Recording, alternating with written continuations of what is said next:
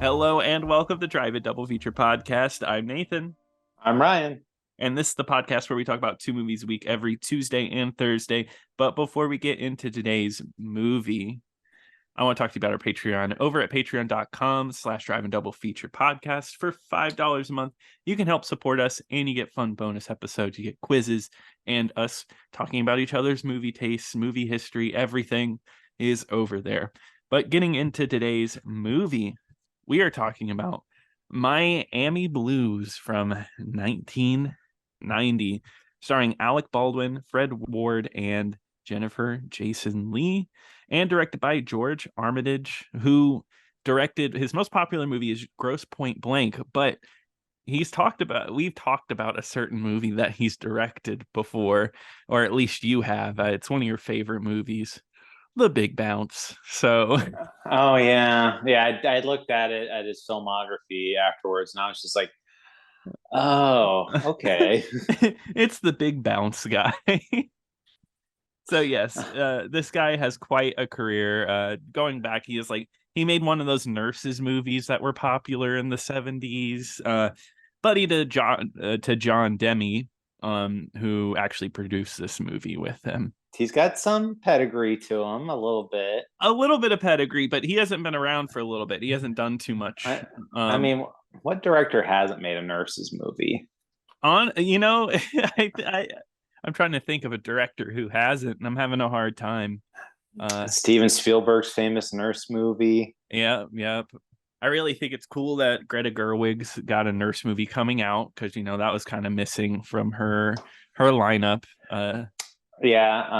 Anthony Manghiglia, he directed that famous nurse movie, The English Patient. Oh yeah, thank you for remembering that director's name. The English Patient is a nurse movie, and it's a hot one too. So Yeah, you can't go wrong. Miami Blues is also hot, right? It's set in Miami. Oh my it god, is. it was blazing. You had no experience with this movie before, like you didn't know what this was, right? It's zero clue yet. Neither did I. I knew nothing about it except for the poster. It has Alec Baldwin holding a gun, and I was like, you know what? Let's do it. It looked It's like a detective movie. It's not a detective movie. Well, it's no, kind of, it's well, kind of. kind of. Well, so that was your whole basis is you just saw Alec Baldwin with a gun and you're like, what's this remind me of? Exactly. And it may, I don't know what it reminded me of, but it clicked something in my brain. You're like, um, this seems right. yeah, exactly. Alec Baldwin should be holding a gun. That's all I'm saying. No, let's not say that. He does use Uh, a gun a lot of times in this movie. he does use a lot of gun in this movie.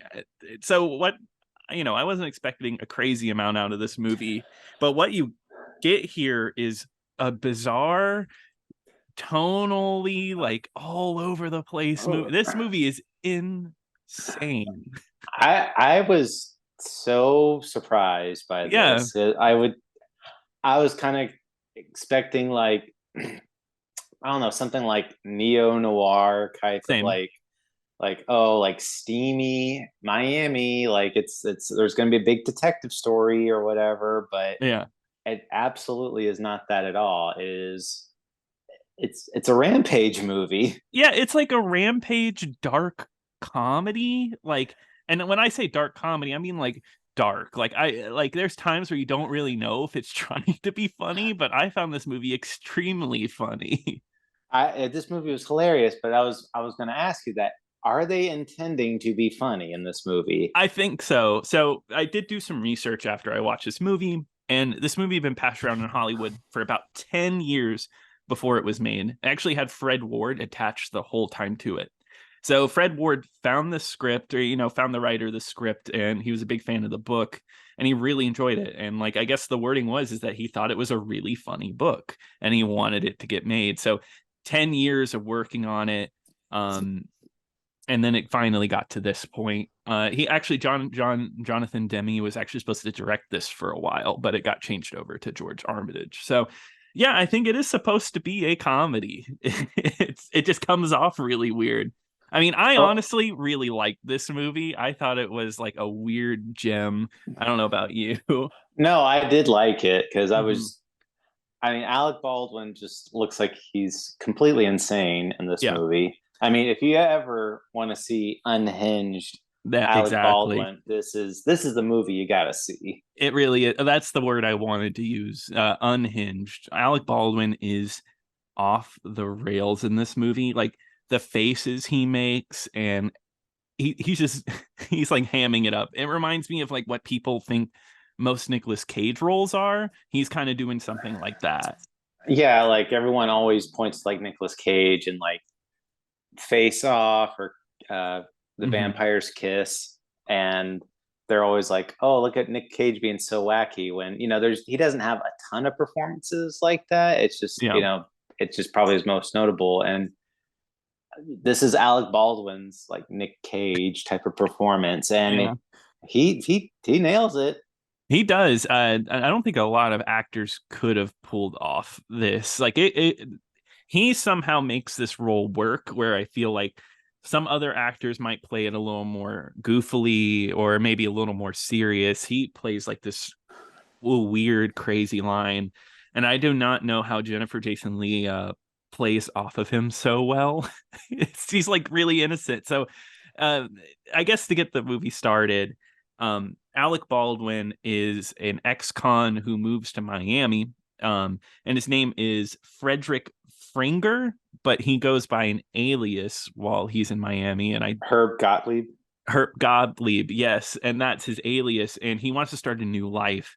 But you learn really fast that this guy is like a sociopath. Like there is there's not a lot of redeeming qualities to this guy.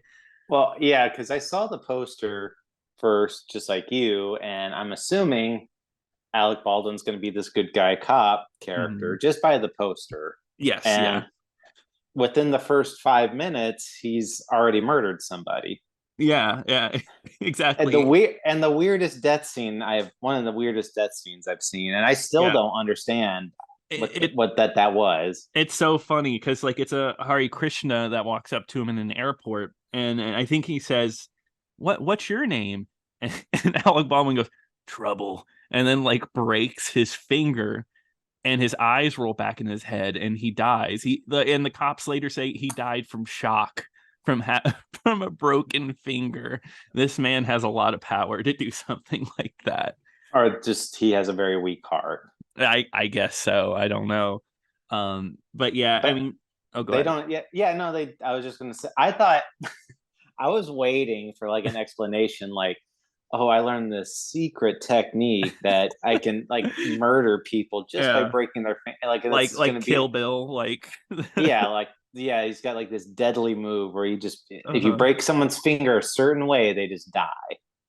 Yeah, and no, they never explain this at all. Even though I think he breaks somebody's arm or hand later in the movie as well. I think he has a good grip, as we come to find out. Fred Ward is sure to point that out. But getting into like Jennifer Jason Leigh's character, because that pops up pretty early. She shows up and she's like a college aged prostitute, and they quickly fall in love. Oh, and her name is Pepper. That's her alias name is Pepper.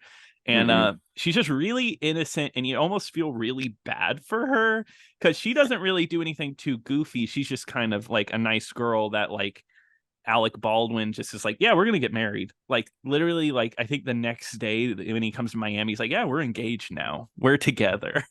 Well, yeah, they say that multiple times. He's like, "We're engaged," and then no, we're married. And there's not one No. marriage scene. There's not an engagement scene. It's just it'd be like if you ran into a random stranger and say, "Hey, we're married now." Yeah. And then the stranger was like, okay, I like you. I like Yeah. that's fine with me. Because Alec Ball, because they sleep with each other really fast. They're living, they get a home together by the end of the movie. They are an official couple, and it feels like not a lot of time passes in this movie. I think everything goes by pretty fast. I think it's only like a week or a couple of days maybe that I happened. think so. Yeah. Um. Um, I wanted to talk about so like the scene. before we get too deep into it, was Yeah. her and Alec Baldwin are, they have sex, as a customer and Mhm. prostitute, and then they eventually like go down to like a restaurant, and Yeah. they're like, oh yeah, let's go have a salad, and they both have like a salad, and she's like, oh yeah, this salad's so good, and then the waitress comes by and it's like, oh, how's your food, and he says lousy, Yeah, like yells at her. and just like leaves like in a huff, like, come on, we're like, they only take a couple of bites of the salad and they're just like Uh-huh. leaving, and she's like, sorry, the food's real good, bye. Yeah, and I think like it's yogurt dressing, but he calls it ice cream dressing. He's like, "What is Oh this yeah. ice cream dressing?" Yeah, the Alec Baldwin's character is almost like not of this reality. Like he's just living on this different plane of existence. Yeah, it's kind of, it's he does live on a different reality. That's like a perfect way to put it because he comes off like an idiot, like a total moron, but like he's able to do all these crimes, which we'll talk about, with almost no repercussions for so long. Like he could just like scoot by everything he does. Um, but yeah, I mean, there's a really great scene towards the beginning that I love that made me laugh. Just a simple one-off joke where it looks like he's gonna hold up like a store with an Uzi. He's got an Uzi pointed at a woman at the cash register, and then she just goes price check on the Uzi squirt gun. And I was like, okay, that was a good gag. I like that. Yeah, and then he uses that to like hold up these other like Mm-hmm. bank, like other robbers. Uses that to hold them up. Uh-huh. He goes around town just committing like all these like pretty egregious crimes where he's Yeah. he has no problem murdering people, no problem just No. robbing or doing that, and they always keep he's like she asked him, she's like, oh well, you went to jail, what did you go to jail for? He said, well, Robin Hood. And she's like, yeah. It's like, well, I steal from the rich. She's like, oh wow. And he's like, yeah, except I don't give it to the poor. Yeah, that's like the rest of the movie because like the premise of this movie up to a certain point, we'll dig into the details a little more, is he gets a cop badge and he pretends to be a cop. And the perfect sum up of what this movie is about is one of the best scenes is him catching a thief, yelling he's a cop, showing off his badge, gets this woman's purse back, and then she's like, oh, thank you for getting my purse. And then he runs away with it instead of giving it back to her. She's like, wait, you're the police. Yeah. That is like the perfect summation of what this movie is about. Well, that's the thing. It's like he doesn't have. There's no planning into these crimes. It all No. just seems like he's just flying by the seat of his pants. Yeah. He's not. It's not like he's this cold, calculated person. Mhm. It's just like, that person has money. I want that money. Yeah, yeah, because you think of it like another Miami movie, and this movie references it is Scarface, right? Where it's like normally I think this movie's like I'm gonna become like a crime lord, I'm gonna build up an empire, I'm gonna take over, like take all this money, but he's not even remotely calculating any of this. He just seems like an idiot that like because he got stole a bunch of money he's sitting on the bed just quoting Scarface, mimicking Scarface, like, yeah, this is what it's like to be a criminal, I want to be this. It's interesting. Yeah, that's just, he has this idea of what a criminal should be, and Hmm. that's him like trying to reenact what he thinks in his head. Yeah. But on the other side of this, we have Fred Ward, who is Sergeant Hoke Mosley, who is also another eccentric character. Of course, he's not off the deep end like Alec Baldwin, but he has a really strong accent, and his whole thing is he has a pair of dentures that he wears, which is a fun like character trait. And I don't know, I Fred Ward in this is excellent. Fred Ward is always a favorite, and Yeah. after watching some of the other movies that he's done, I appreciate him a lot more. And Yes. he is an eccentric character in this movie, not as over the top as Hmm. Alec Baldwin's character, but he is very much like, he's still kind of a little kooky, like he just Yeah.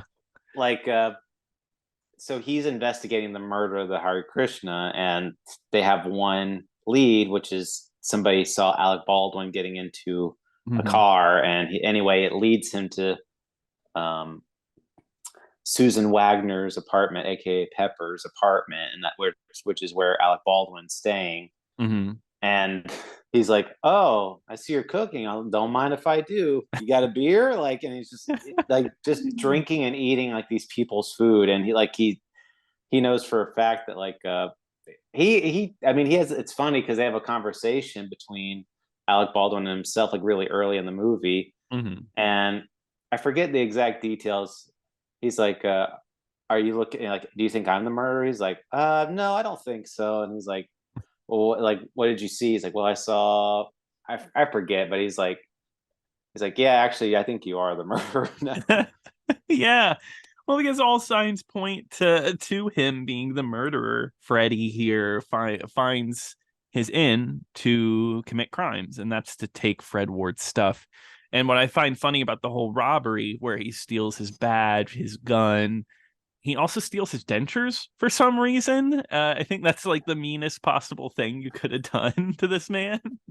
Yeah, and Fred Ward talks with like he, I was wondering like if Fred Ward did I legitimately don't. had dentures because he does take them out and he does talk like a man that doesn't have dentures. Yeah, no, he definitely does. I wonder if Fred Ward, that's something to look up really quickly just to see.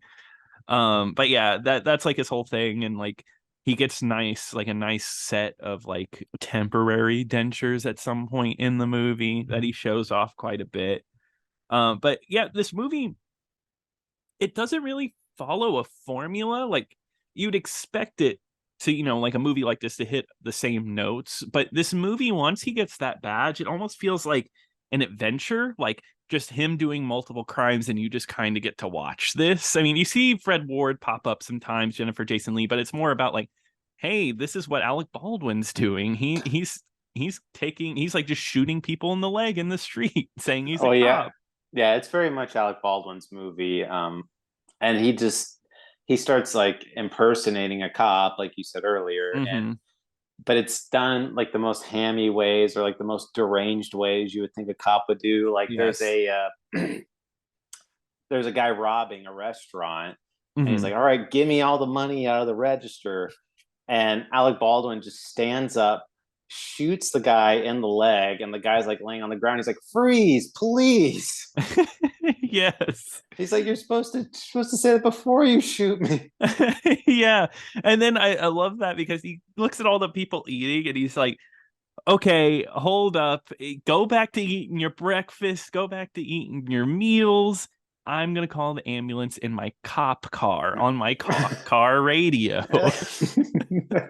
Yeah, he just made sure to let everyone know he was a cop by saying cop multiple times. Yeah, I love that. And it almost makes me feel like that's kind of a joke on like maybe what people think being a cop is like what like, oh, somebody that might want to be a cop thinks like, oh yeah, it's just going around shooting people, and there's a lot more to that. To me, it's kind of like Alec Baldwin watched like his character watched a Mhm. dirty cop movie from the 80s Yeah. and was like, "Oh, like that's how cops are. Like that's what I want to do. I want to start waving a badge around and just taking Yeah. the law into my own hands and maybe earn some money out of it." Like the whole like the conversation on like he did watch a dirty cop movie, because that's what it feels like, a dirty cop movie, except if the main character just wasn't a cop. He was just a murderer. Yeah, just like a murderer was like, "Oh yeah, that's I want to be a dirty cop." Yeah. Um, but yeah, there's like a side plot that doesn't get explored very much. If there's like one like kind of negative, Alec Baldwin is using his name around town and kind of cutting in on like crime deals, drug deals, taking money. Fred Ward gets chased down by a crime lord, like, hey, you cannot be in my territory. They don't really explore that much outside of that scene. Did you notice who the crime lord was? I forget his name, but he's in so many things. It's the principal from From Breakfast yeah, breakfast, which is so wild, and that's like his one scene, right? He doesn't come back again. because I thought that's what was going to happen. Because so what? I mean, Alec Baldwin, he sees these two like muscle heads Mhm. arguing like over money and drugs, Mhm. and he's like, "All right, boys, like I'm a cop. I'm going to arrest you," and he handcuffs them together, Mhm. and he just runs off with the money and the drugs, and he comes back like you said, and he's like, "Oh yeah, I want my money, Hoke. Like, where is it?" And that doesn't get touched upon ever again. No, it doesn't. It kind of gets dropped. There was one thing. It's like, well, maybe you could have cut that scene out or something because it feels a bit odd. Um, I do like though, right after that scene, um, because Fred Ward gets his gun stolen by Alec Baldwin. Fred Ward goes over to his neighbor. He's like, "Hey," and just like bangs on the door. And he's like, "Hey, I need a gun." And the guy's like, "Oh, okay," and then just like hands him a gun. He's like, "All right, thanks." yeah, super easy. It's it is that easy to get a gun. Ryan, you just go knock on your neighbor's door and you're like, "Hey, can I have a gun?" I mean, probably you probably could. Probably.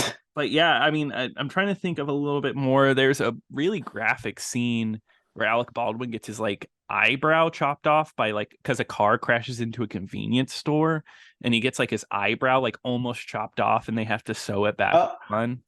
oh God, yeah, we had to talk about that scene too. Yes, yeah.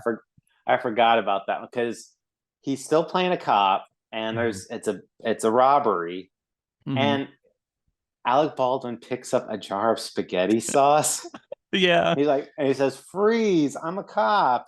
And the guy's just like totally like, "What?" Like he's like, even the guy's like really bewildered, Uh-huh. and he runs at like the robber runs out, and then Alec Baldwin it's like still throws the spaghetti sauce at the clerk. Yeah, and it splashes all over the wall. Um, there's a really good scene later because Jennifer Jason Leigh she's getting suspicious of her husband. I'll put that in quotations. And she serves him vinegar pie, which I've never had vinegar pie before. She dumps like a ton of vinegar in this thing just to see if he'll like it. And you know what? He's a nice enough guy. He's like, wow, this is the best one yet. What now?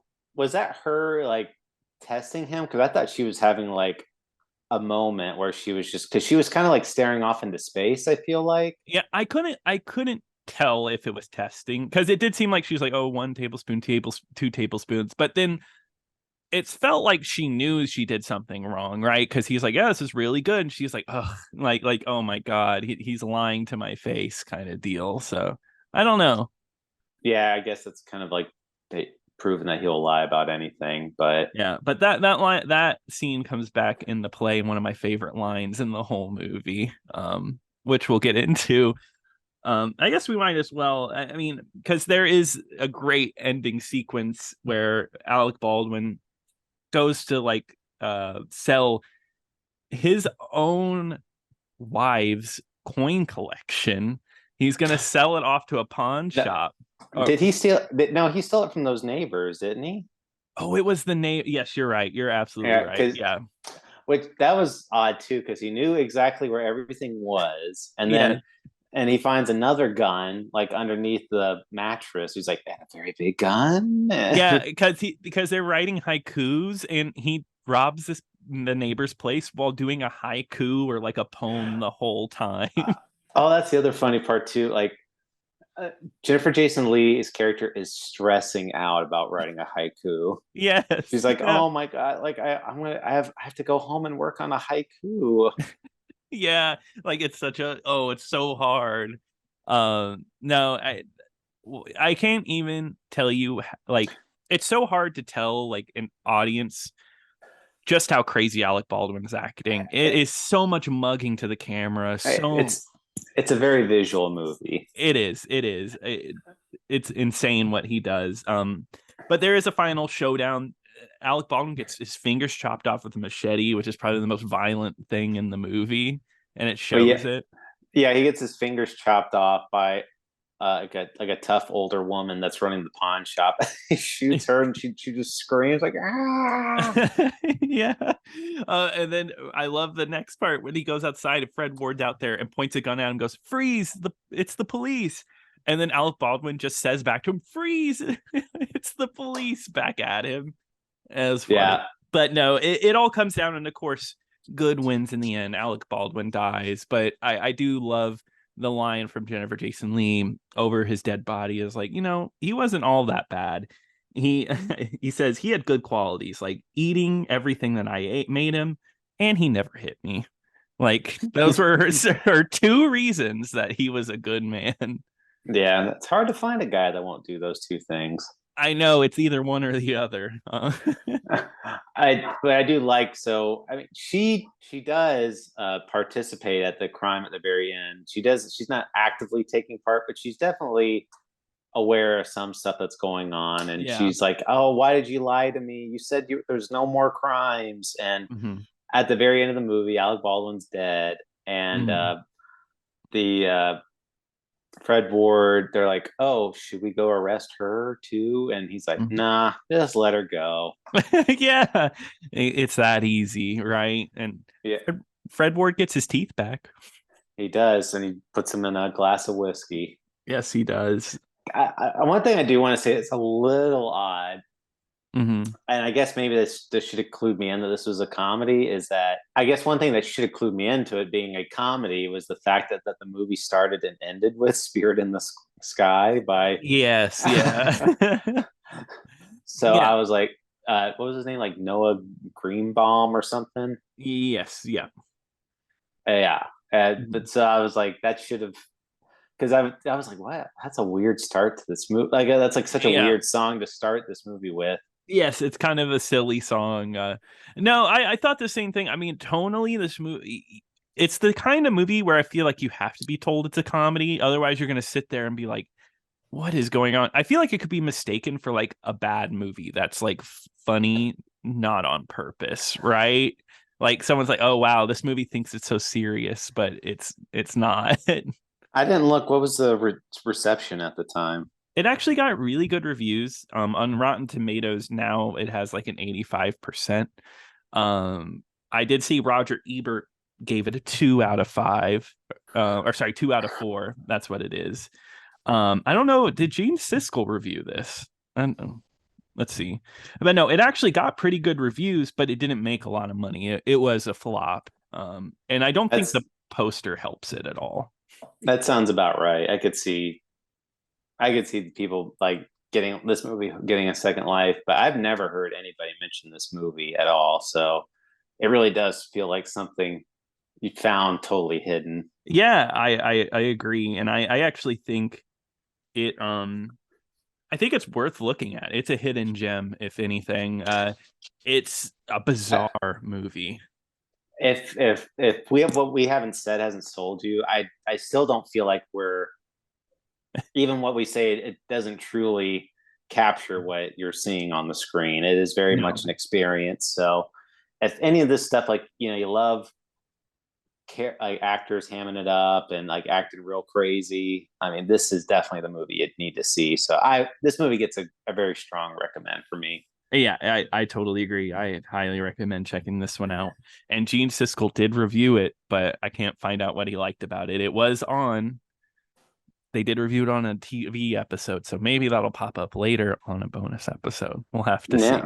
Yeah. But yeah, I think that is 2 recommendations from us. But Ryan, what are we going to be covering on Thursday? Well, Nathan, what we're going to be talking about next time, just peeling back the curtain a little bit on this show. Nathan already guessed the movie I was going to pick. Oh, did I? Nathan, you know what I like to do? What? I drive.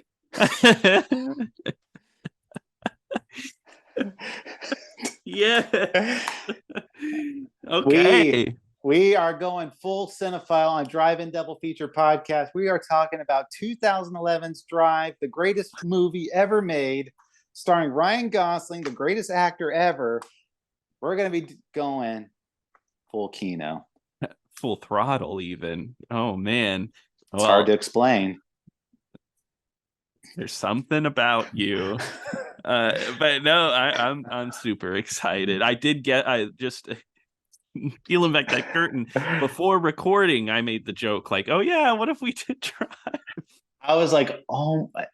How did I do it? How did I do it? I don't know. I was like, because I had planned that out like before we did the recording. I'm like in my head, I'm like, I'm gonna pick Drive just to be funny, and then you're like, oh, wouldn't it be funny if we picked Drive? I'm like, damn it. I'm ahead of the joke. All right. Well, if you enjoyed this episode, be sure to email us at driveindoublefeaturepodcast, and you can tweet at us at DIDFpod. But until next time. Until next time.